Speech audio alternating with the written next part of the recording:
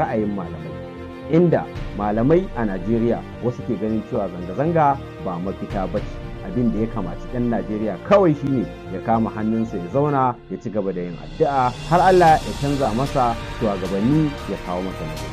Sai dai waɗansu malamai da dama a Najeriya sun goyi bayan wannan zanga-zanga, suna cewa zanga-zanga ita ce hanya kadai a tsarin mulkin dimokuraɗiyya da ɗan ƙasa zai iya bayyana fushinsa da damuwarsa ga gwamnati.